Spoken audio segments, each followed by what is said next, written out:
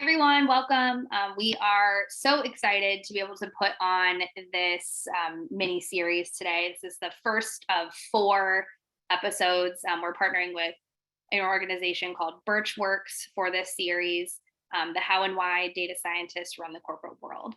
So the one we're doing today is the first of that series, and we are excited that you are all able to be here.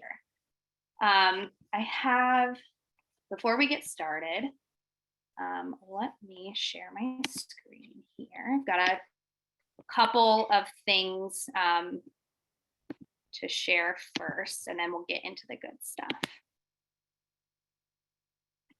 Perfect. So on the agenda today, we'll spend just the first few minutes discussing WIA and Burtch Works, who we are and what we do. We'll get into the presentation. We will also have a short Q&A at the end and go through any closing remarks. So if you have any questions along the way, please feel free to put those in the Q&A in the chat. We'll get those to Beverly throughout the presentation or at the end.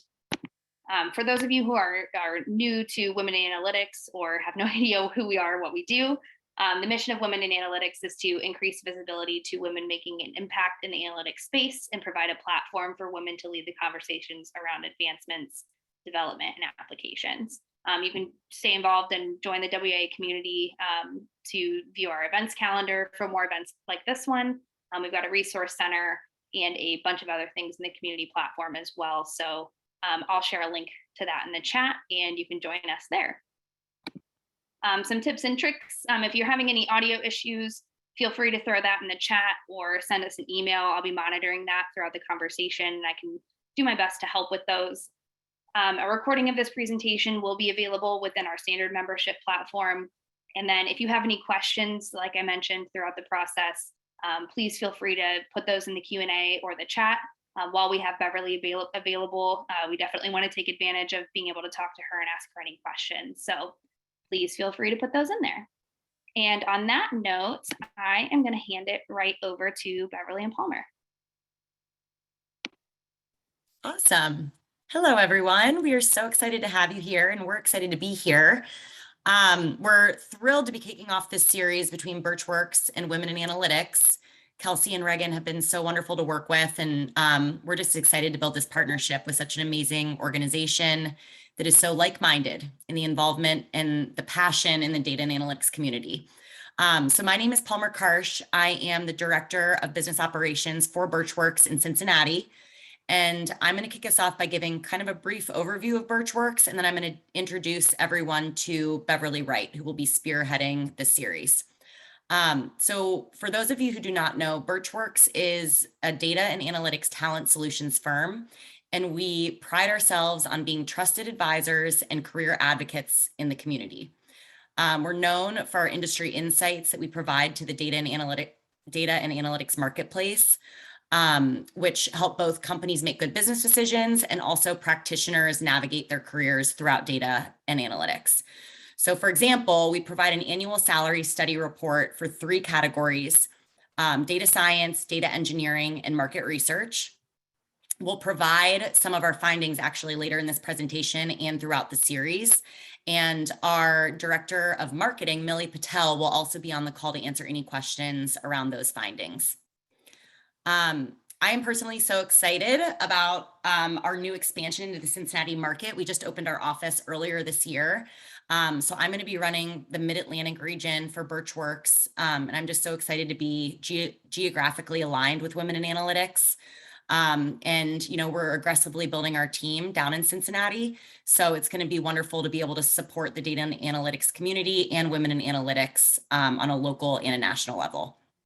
So without further ado, I want to introduce everyone to my colleague, Dr. Beverly Wright. She is PhD and CAP certified data science professional, and she's going to walk us through a 4-part series on why and how data scientists rule the corporate world. Hey guys, welcome. Good to see some familiar names, and looking forward to chatting with you guys about a very important subject, which is why and how data scientists rule the corporate world. So I'll go ahead and share my screen. And if I can get affirmation, Palmer, that you can see my screen. Yep, we got Awesome. it. Cool. Great.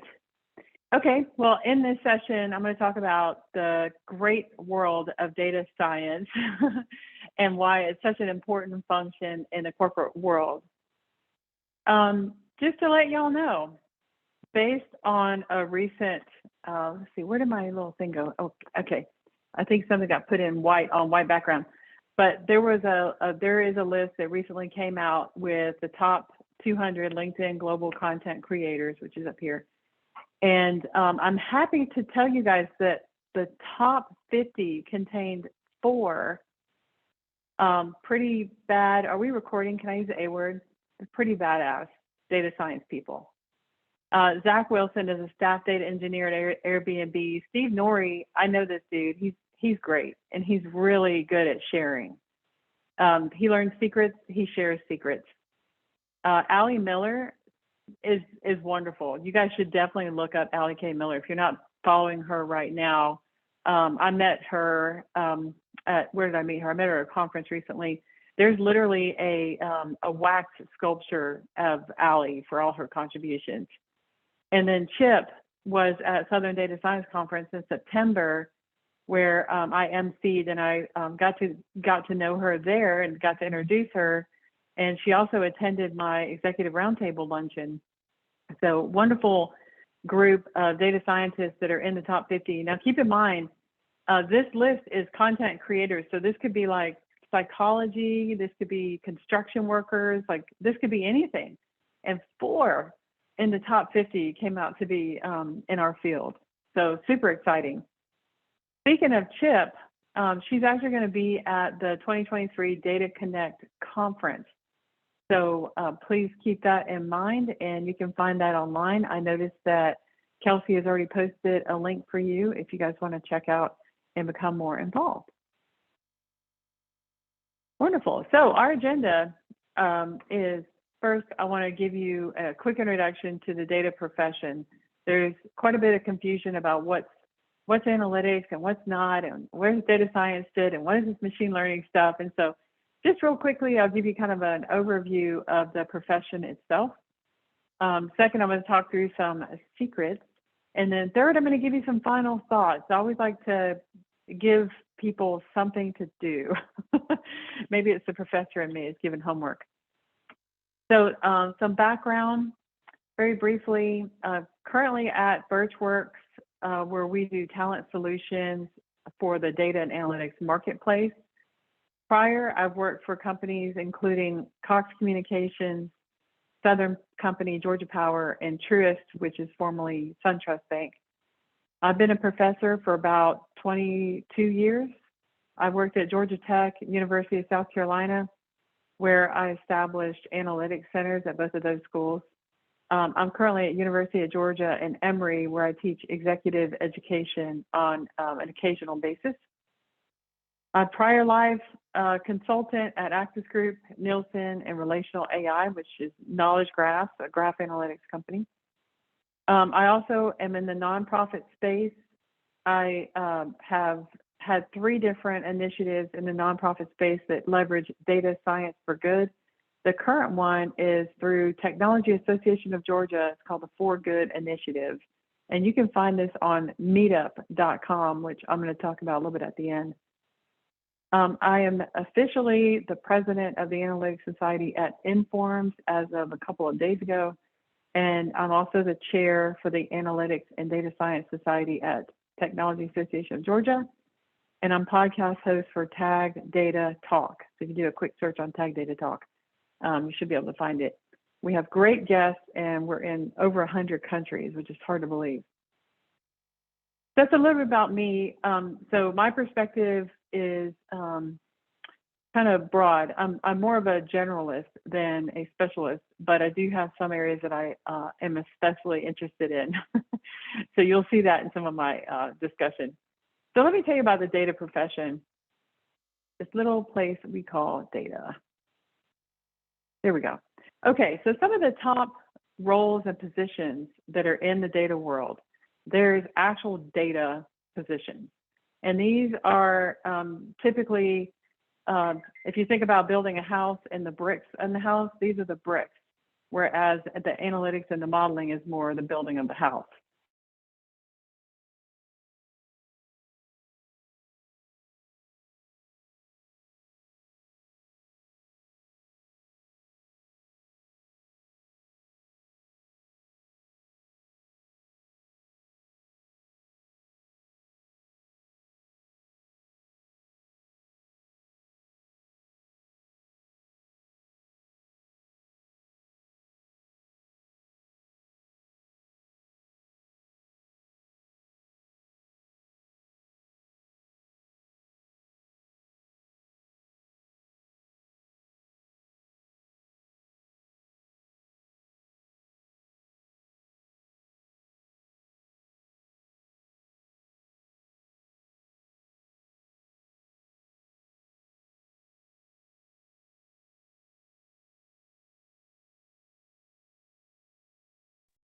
Okay, am I back? Yep, you are back. Thank you, Beverly. Okay, cool. Not sure what that was about, but anyway, glad to be back. So the data part of our field is really around the focus on the actual data. And you've heard of data stewards. These are people that essentially own the data, so to speak. IT, which is also part of our world, our ecosystem, is more about the platforms and the tooling. So a lot of money is spent from the IT group to bring on the technology that can manage data. If you're thinking about a life cycle, and I hope you are, usually the next sort of phase, if you will, in our process of analytics is data engineering. So you have to have the data just as the raw elements. You have to have the technology in order to enable the data to even get transferred and accessible. But the data engineering component typically involves data janitorial work, in a sense, like you're cleaning, you're responsible in some ways for ensuring the governance, you're getting the data to a point that it's ready to be leveraged in a more meaningful way. This is a very important function right now, and it's one where we're seeing a ton of growth. The next phase, I'll talk a little bit about each of these more in additional slides, but I'm giving you just a quick overview thumbnail version. The next couple of phases are business intelligence, which you guys have probably heard referred to as BI. And there are some platforms in particular that come to mind when you hear about BI. And then data science is where you're getting more in depth and you have a deeper types of techniques that manage data to get insights extracted from it. Machine learning is more of the automated version of data science. AI is the bigger field that includes machine learning. And then optimization is a specialization that you see typically from people in the operations research, sometimes called OR field. So there, I know that's a lot, a lot to take in. When you think about analytics specifically, it's primarily to do with this section. So there's an important data technology and data engineering function. When you think about the analytics world, usually this means business intelligence, data science, machine learning. Some organizations will include AI and optimization under the broader data science umbrella as well. So business intelligence is more about hindsight than anything else. So with BI platforms, you typically hear terms like Power BI, Tableau, and Click. And these platforms are very, very useful for helping especially director plus level people get access to data that's really just descriptive in nature. I'm using the term just to mean simply, but it's not simple at all. There can be a lot of confusion around why you pull a report and the numbers look this way, and you pull what you think is the same report and the numbers are something else. So there are plenty of nuances in the BI world. Typically, the dashboards are customized for management personas. They're intended to encourage people to wonder and to double click and to want to drill down and get more detail. So looking at this is synthetic from the web. But looking at this dashboard, you may say, oh, I'm real curious about this portion right here. Let me double click and get more detail. It's supposed to do that. That's what BI is supposed to do. This enables leadership to stay on top of KPIs, key performance indicators. And without this function, it's very difficult for companies to leapfrog over to data science. It's almost like trying to run without crawling or walking. BI helps you understand at least what your metrics are and where you stand as a company. Typically, the next phase of development, and we're sort of walking through these life cycle or these stages. The next phase is data science. And this is where, according to Gartner, the real value starts to come out of your data.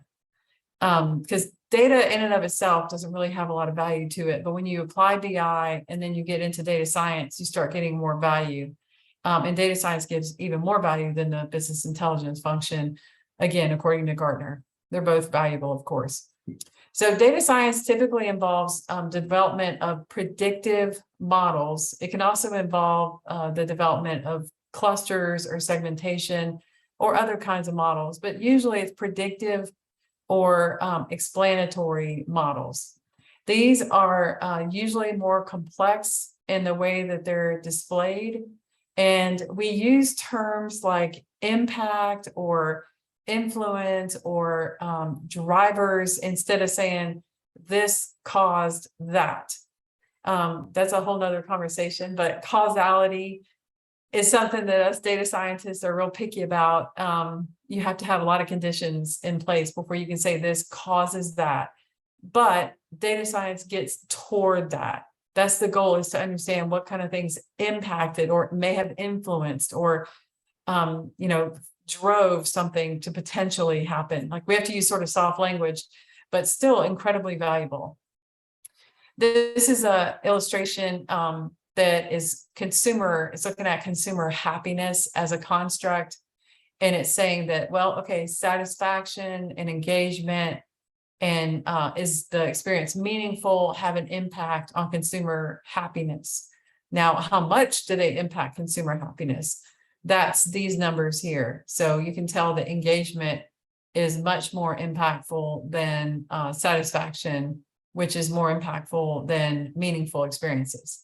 So this helps leaders and managers know where to spend their effort. If you're trying to maximize consumer happiness, data science can help answer those kind of questions by helping you understand the impact of different sort of features or factors. Now, for a data scientist, this is from our salary study that Palmer had mentioned at the introduction of our session. And an average median salary for an individual contributor in data science is typically $115K. Now, of course, this is going to vary by region and by levels of experience and that sort of thing, but just to give you at least a midpoint. And then manager is $200K. That's what we're seeing in the market from our Burtch Works report. The next phase within the analytics world is machine learning. Now, in a way, I was when I started in 1991, we didn't have machine learning, but I wish I had invented it because it's such a great idea in theory. But machine learning is a way of helping iterate on the models that are being built. I had to sort of do this manually, plus I don't know if it's a suffer or enjoyed, but I had this thing called analysis paralysis. Has anybody ever heard of that? And that's where you don't want to stop. You want to keep like exploring the data and building the model. And so with my analysis paralysis, I had this tendency to let me try it this way and let me modify, let me transform this data this data element, and then let me try to analyze it using this technique versus that technique. I mean, I was all over that and I love doing that. Well, machine learning kind of does it for you. It's a subdivision of AI where it tries to automate some manual processes, or that's why it's called, AI. If you've never really thought about it, the reason it's called AI is it's trying to sort of mimic what we do. And so it iterates and it helps get those iterations to optimize on your models. There are two basic categories of classical machine learning. One is supervised, and this is where I have the majority of my experience, which this has to do with, like I said, predictive models like regression, and then clustering models like classification, segmentation, that sort of thing. The only two things I want you to remember are that supervised are bumper pads, unsupervised are kind of no bumper pads. So if y'all go bowling, and I do, and I'm not very good. I usually beat my stepson, so, but still, I'm not very good. I always want to have those little bumper pads up so I don't get a gutter ball, because I hate getting the gutter ball. In a way, the supervised machine learning is saying, like, we know for sure we're looking for this. We already have some structure to it, whereas unsupervised, it doesn't really have a whole lot of boundaries, and the machine can sort of feed on anything you give it. So there's a little bit of a difference in how these are approached, but they're both considered machine learning, supervised and then unsupervised. And then the sort of the top of the food chain, if you will, is the AI types of roles. And now AI can mean a lot of different things, right? So RPA, robotic process automation, can even be considered AI. If you think about a production line and you've got a robot that's taking the widget and moving it across the line, that's considered AI in a sense, because it's doing what a human would do. It's looking at the widget, it's picking it up, it's moving it onto the line, or it's throwing it away. It's got some kind of heuristic, maybe at a certain threshold. If the widget looks funny, it's going to throw it away, or if it looks okay, it's going to put it over here. So it's kind of emulating a human process or a human thought system. And in our field, it typically refers to the use of machines, algorithms, and technology to copy what we would do. So, for example, if you think about some mundane tasks, like let's say you're a hiring manager and you've got to go through, 200 resumes. Oh boy, that's exhausting.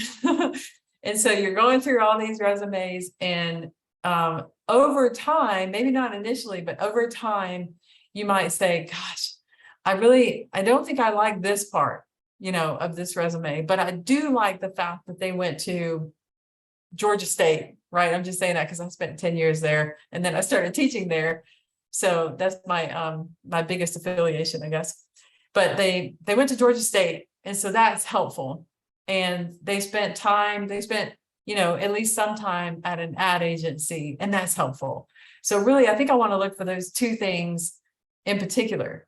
So over time, after reviewing these resumes over and over and these mundane tasks, you sort of learn. And in the same way, an AI system can also learn that these particular attributes, or these particular what we call features, have a better success rate. And so AI can be used to sort of scan, if you will, resumes to make that process not quite as burdensome, and you can be spent elsewhere doing things that require more cognitive ability. So AI can be a really, really good thing for automating certain processes like that. And that's just a tiny example. There are a million examples. The salaries are pretty good. For an individual contributor, the median salary is $140K, and then the manager salary is about $200K, according to our study. Just a quick stat, and Millie, keep me honest here, but I think I've got this one down pat. I had someone recently ask me about having a PhD and what kind of impact that had, and did I consider that to be useful for my field? And in the data science field, about 13%, I believe is the stat, have a PhD. And by the way, in the analytics and data science field in general, it's very high to have any advanced degree. So I think it's in the 80s. But in data science, I think it's around 13% that have PhDs, whereas In AI, as far as like AI specialists, it's more like 40%. I may not have those numbers exactly right, but I think that's pretty close. So it's really interesting to see the type of education that comes along with these different roles. So that's a big picture of the types of roles and the types of jobs and the type of work that's being done in the data science field. Kelsey, do we have any questions that pertain to that section before I move on to the secrets? I do not at this time have any questions in the Q&A or the chat. If you do have questions for Beverly, oh, we just got one. Sorry if I missed this, but did we go over the average salary for BI? Do you remember if that was in your presentation? Billy, I don't think we have average salaries for BI at this time, because I'm not sure if we didn't have a sample size for it or some other reason, but Millie, do you know the answer to that? Yep, we currently do not have salary information for professionals within BI, but we do curate 3 reports, as Beverly mentioned at the beginning of the presentation: data science, data engineering, and market research. Yeah, so I wouldn't want to give you a guess, but it's probably 75 to 80% of what you might see for a data scientist. They're typically lower level salaries, and of the different groups that I mentioned, the one where you see people come in that are not traditionally trained as a data scientist, the only one really is business intelligence. So with data, you pretty much have to have an IT background. IT, you have to have an IT background. Data engineering, this one can kind of straddle. It's really interesting. So we're seeing analytics people go into data engineering. We're seeing IT people go into engineering. And then data science, machine learning, AI, and optimization, you really have to have, probably an advanced degree even in analytics or data science. But business intelligence,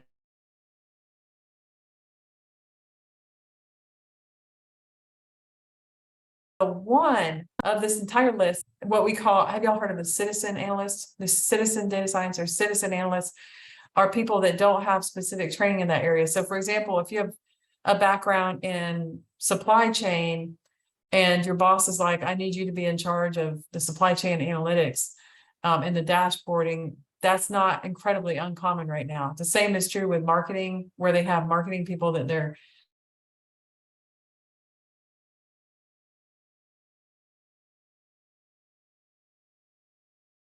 over. Kelsey? Yeah, so we had a couple of other questions pop up. These are probably questions that are a good segue into, parts 2 and 3 of the series. Okay. However, we have one person who is interested in marketing research. Do we have salary info on that, or do you have a resource that you can point them to for that salary information around marketing?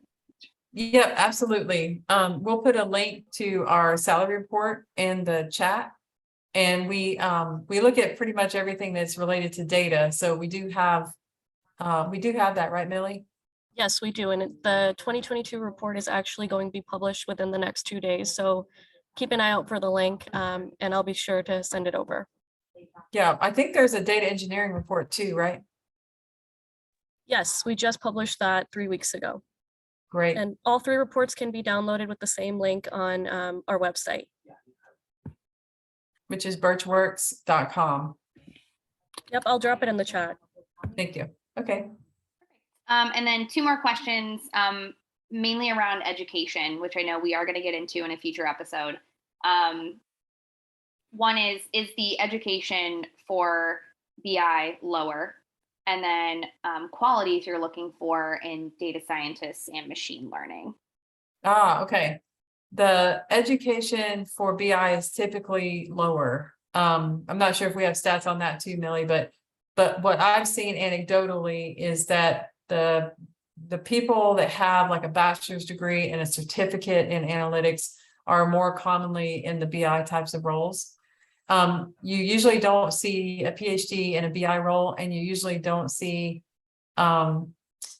usually you will see that someone that has an undergrad and a certificate or they've been trained up in that area are in the business intelligence world. And then the other question I think relates to something that I'm covering in the next part. So I'll go ahead to the secrets of success. Cool. Okay, so building a successful career in data science. Oh, that last question had to do with the attributes of a good data scientist. I actually have an entire talk about that, but you'll get a sense of it from some of this on the secrets part. So one thing that people come up and ask me when they're at conferences, or they meet me in the community, or they talk to me on LinkedIn, is they want to lead data scientists without having to learn data science. And I think that's a terrible idea. We as data scientists, we don't want bosses that don't know anything about data science. Like, if you really want to build a successful career in data science, you have to make the effort. You have to get into it. You have to go through the education. You have to go through, you have to have a GitHub. You have to learn to code. You got to make the effort. It is a well-compensated career. It's a wonderful career, but it's one that requires some effort. So make the effort.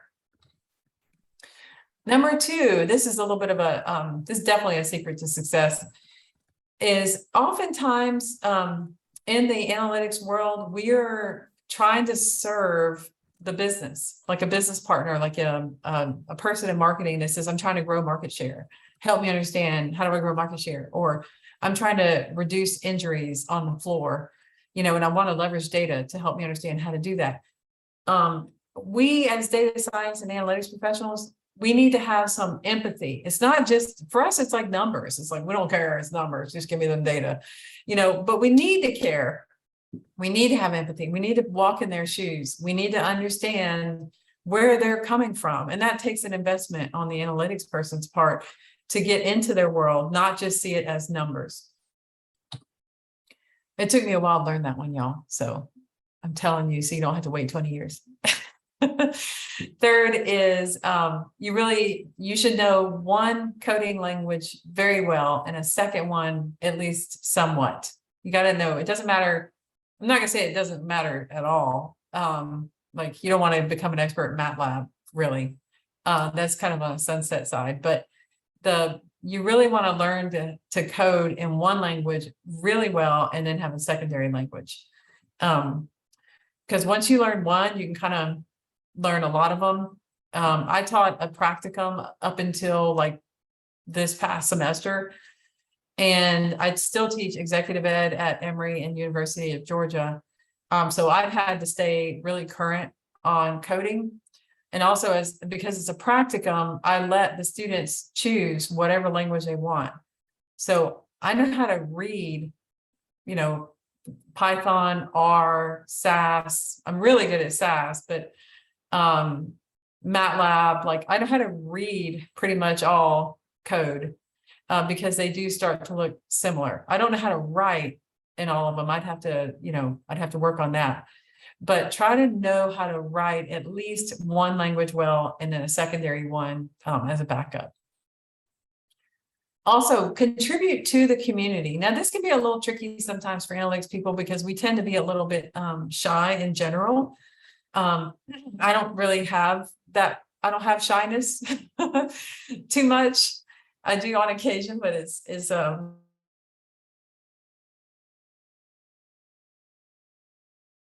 I've never been known for my crippling shyness. Contribute to the community.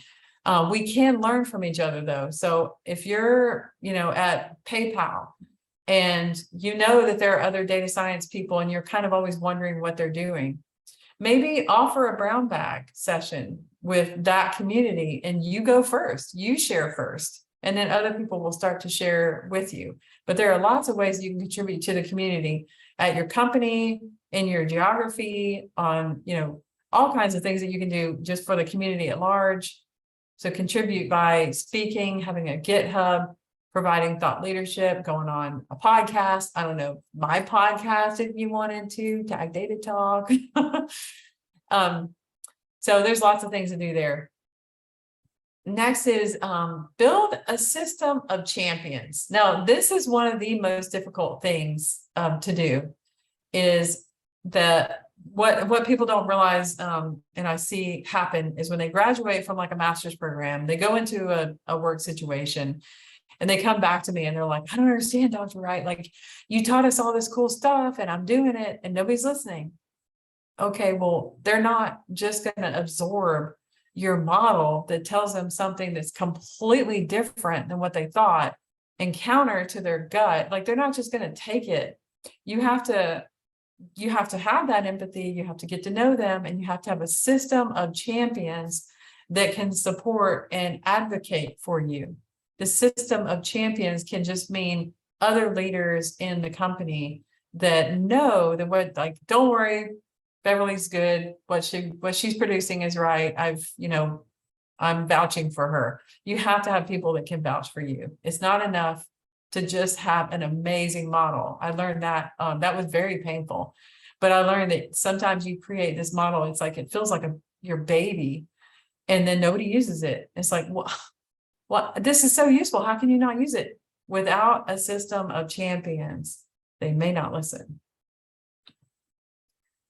And then lastly, but probably the most important on this list, is don't lose yourself in all of this. Like, make sure you maintain your integrity. There's a, I'm going to use the word with great, power comes great responsibility. I hate to call it power, but there is quite a bit of power in what we do, y'all. I mean, I actually call it a data science superpower.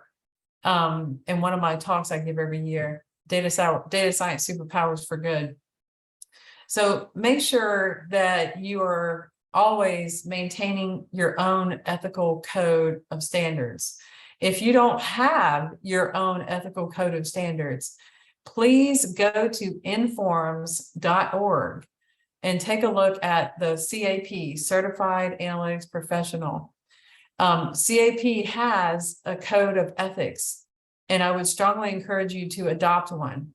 If you have not run across this yet and you're in the analytics field, there's likely to be a chance, at least every 5 years, that you're asked to do something to make the data look a certain way, or to interpret your output or your model in a certain way. And you have to know how to manage those kinds of situations. So don't lose yourself in the process. Don't lose yourself in the excitement of like trying to build a cool model or trying to, get some amazing insights. Make sure you're always maintaining your integrity in everything that you do, because you're in this for the long haul. You want it to be, if you want it to match who you are as a person. Hey, Beverly. Cool. We have a couple of questions around the tips and tricks, mostly pertaining to career switching. Any additional tips and tricks for those who are maybe moving, from one career into a data career? It can be a tough transition for sure. So for those that are coming from, let me see if I can pause this for a second and just look at you. For those of y'all that are coming from like sciences, or, education, or, something that's completely different from data science and analytics. One of the very first things I recommend, I know I just talked about Informed CAP, but I'm going to talk about it again. But one of the very first things I recommend is to take a look at the study guide for the CAP, which is offered through Informs. And really, if you have the time and money, go ahead and take the exam. I think the exam is like $700 now or something like that. Maybe it's $600. And don't expect to pass the first time. It's okay. The purpose of doing that is to make sure that you want to be in this field. So that would be the first thing I would do to make sure that you want to be in the field. The second thing I can say is that oftentimes it makes sense to transition through BI, because that's where the little bit of an opening is. So if, for example, you're in supply chain, then try to get into the analytics part of supply chain. Or if you're in marketing, try to get to the marketing analytics group. A lot of times, if you're in HR, there's a big thing now called people analytics It's been around a couple decades, but it's just really blossomed lately. But people will specialize in people analytics or human resource analytics. So oftentimes it makes sense to go in through that path and sort of get into it that way. I will say, though, that if you want to be in this field long term, you pretty much have to get a master's if you don't already have one, or at least some sort of certificate that shows your ability. Kelsey, did you have another one? Or do you want me to go ahead? Yeah, most of these additional questions are just around gaining practical experience after a career break. Oh, yeah. Yeah, I got that. I got you on that. So let me cover that. I know we're almost out of time. The three top things when you perform in analytics and data science is really invest and get into your projects. Like I said, sometimes I feel like I'm creating a child. I mean, with my mom, one time I almost cried when I had to, like, the project was over and I had to delete everything because it was a bank, and it was so painful. Anyway, but really get into your projects and your initiatives that you're building and your models, really. Second is don't be afraid to get a mentor. If you don't have a mentor and you're a part of Women in Analytics, boy, does Kelsey have a deal for you. There's this whole network of mentor mentees with all kinds of organizations. And then third, model. So let's see, what's his name? Box. I forget his first name, but he uses initials. But Box says all models are wrong, but some are useful.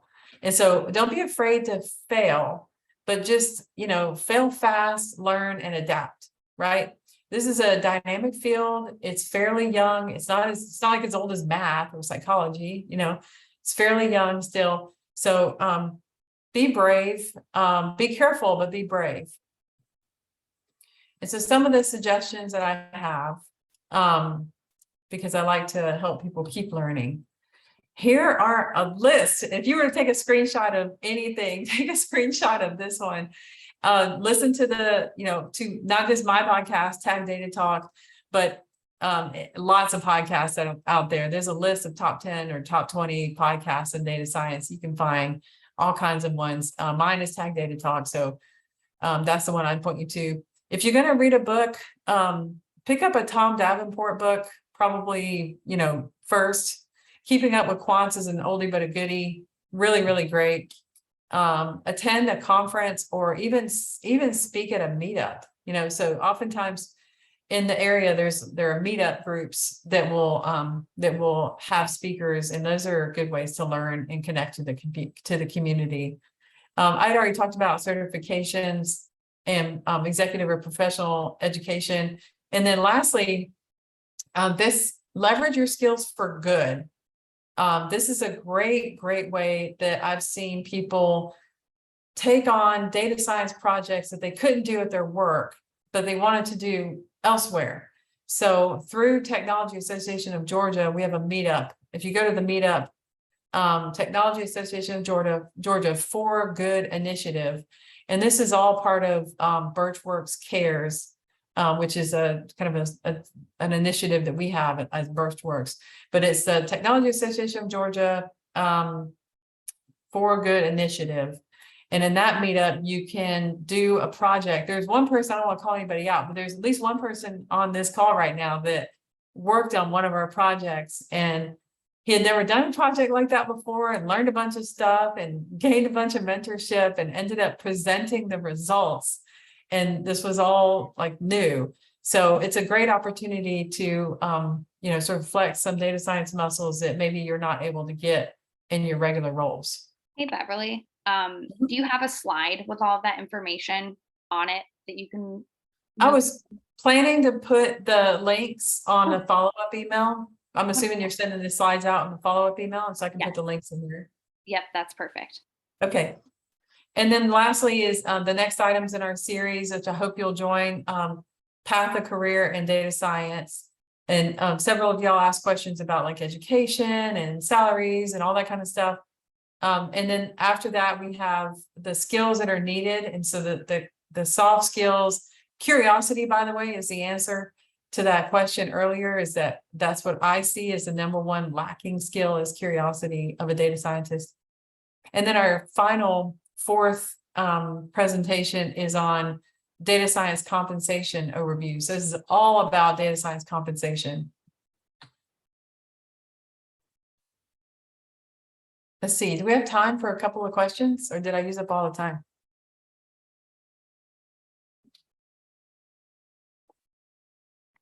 Yeah, let me go back through here and make sure that there weren't any that I missed. Somebody asked if they would have access to the PowerPoint. Yes, we will be sending up a follow-up email with some of the resources Beverly listed, as well as the PowerPoint.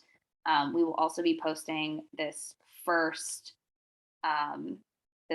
of our mini series on YouTube as well. So I'll make sure to include that link.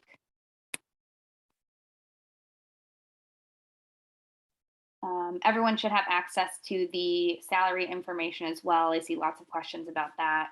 At this point, we don't have any additional unanswered questions. If anyone has any, we are right at the top of time, but go ahead and put those in the chat or the Q&A. We'll give everyone just a moment. Thank you so much, Beverly, for putting this together. We greatly appreciate it. I hope that everyone got some value in that. Like she said, we will be hosting 3 additionals on Thursdays at noon over the next few weeks. So definitely join us on the womenandanalytics.com website. You can head to the events section and register for those as well. Perfect. Thanks, everybody. I don't see any other questions coming in. So thank you so much, Beverly. And we will see everyone here next week. Bye, y'all.